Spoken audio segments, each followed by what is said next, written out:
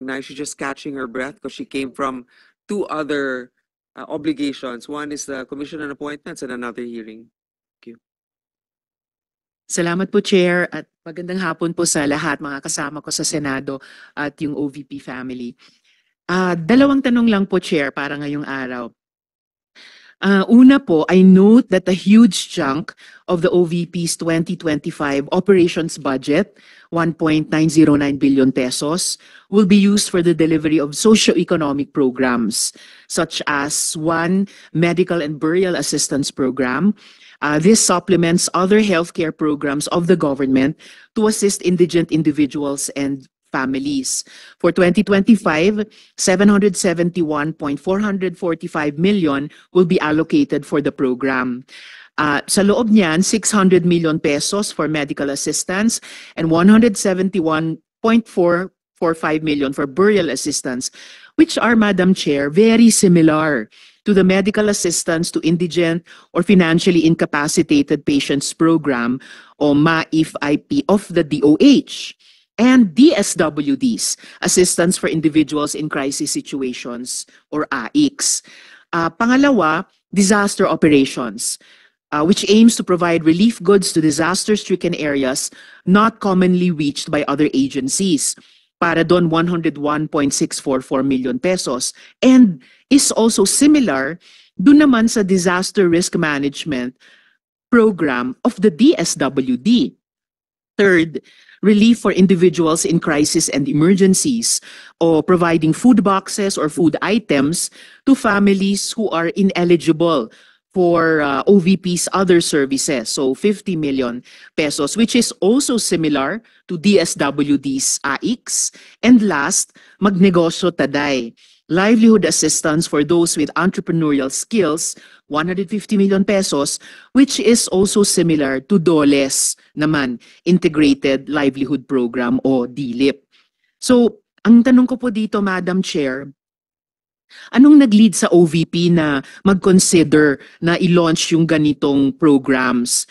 May ginawa bang studies para suportahan yung pagkakaroon ng ganitong programs na parallel naman sa katulad at existing programs ng iba't iba nating line agencies, Madam Chair? Yes, Madam Chair. Thank you.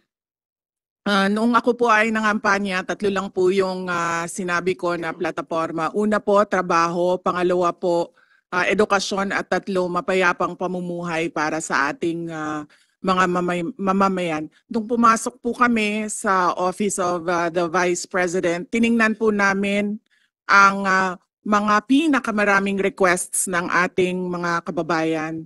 Una-una po, ang lagi po naming natatanggap na request ay medical and burial assistance. Pangalawa po ay financial assistance. Pangatlo, lagi silang humihingi ng tulong sa pagkain. At pang-apat, very recently, sa tali ng mga requests, no?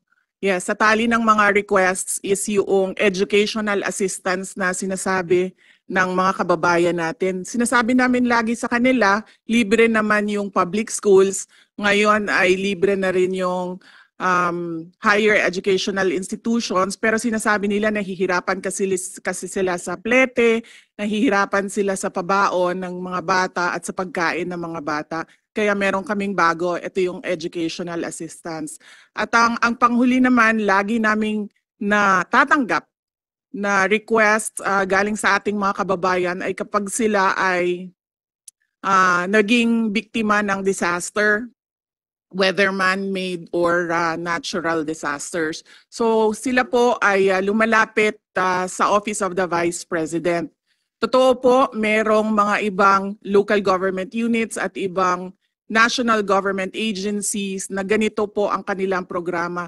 Pero po, nung ako ay umupo as a Vice President, I took an oath, and doon sa oath, I said that I will do justice to every man. So hindi po kami pwedeng humindi sa mga tao na humihingi ng tulong, lalong-lalo na ay kaparte ng gobyerno ang Office of the Vice President. Salamat, VP, Madam Chair. Sabi nga ng VP, Madam Chair, libre na yung public school, libre na rin yung higher education, bagamat ni-note nila na sinasabi ng mga nagre-request na nahihirapan pa rin sila sa ilang mga programs na nakalodge sa ilalim ng libreng edukasyon na iyan. Kaya nga kinonsider nilang mag-launch ng ganitong mga katulad na programs. Iko-consider ba ng VP na i-lodge na lang yung mga budgets nitong mga programa dun na lang sa mga line agencies natin? Tapos mag-request na lang ang OVP ng allocation para in sync sa priorities ng executive department sa halip na magkaroon pa ng hiwalay pero magkatulad naman na programa, Madam Chair. Madam Chair, we only submit the budget and we leave it to the discretion of all the members of Congress to decide on the budget. We can only propose a budget for the Office of the Vice President. Pero magbibigay po ako ng halimbawa kung ganun po ang gagawin natin. Tulad po ng AIX ng DSWD.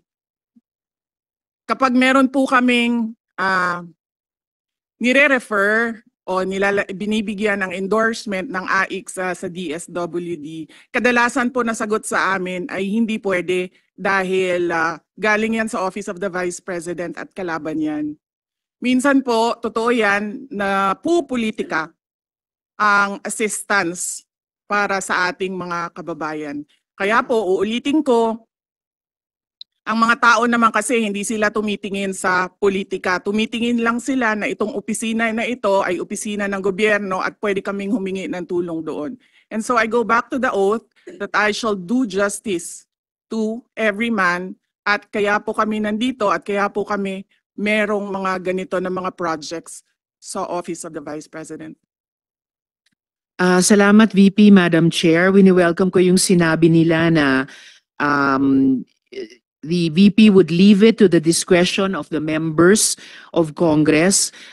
Medyo nagitla ako nung sinabing minsan pag may nire-refer ang OVP para sa AIX, ang feedback ay kalaban niyan. Dahil Madam Chair, I believe tayo sa Kongreso when we appropriate the budget, merong implicit na assumption tayo doon na pagkatapos in the exercise of our oversight function, yung parehong level ng professionalism we demand of ourselves ay presumption of regularity ina-expect natin sa lahat ng members ng executive, lalo na when they are working together. Kaya gaya ng sinabi ko kanina, wini-welcome ko yung sinabi ni VP na